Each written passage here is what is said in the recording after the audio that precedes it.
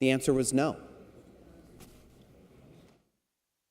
I have introduced bills and asked for, could we just cut down on some of the appeal process and the time? Could we shorten the time frame in which we have appeals for industrial land siting in my rural district?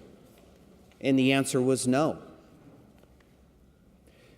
We have lost a way of life in rural Oregon.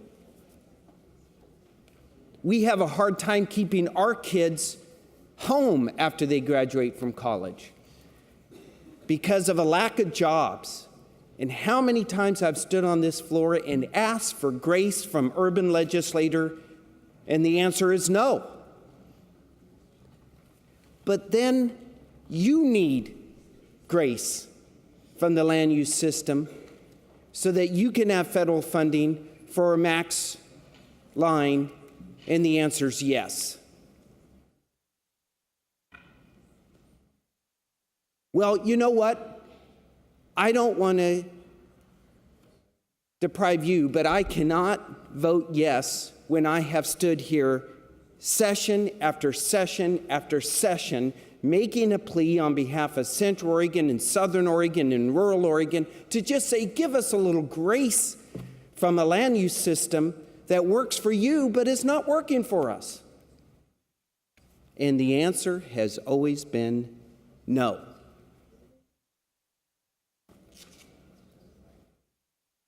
My no vote today is not because my friend has stood upon this floor and asked for grace for his district or West Side or anything. It's not that. It's because I find it a bit hard to stomach living in a state where the rural interests continue to hear the word no. But when you need it, it's a yes. And that's a bit frustrating, to say the least, for a land use system run by a privileged few, lorded over the rural poor, all in the name of a utopia you can't describe, you can't tell when we get there, but by God, you know that we're along for the ride. But when our children don't get the opportunities that your children do, then you can't judge me for standing on the floor of the House and offering an argument on behalf of my district. Thank you, Madam Speaker. Thank you, Representative.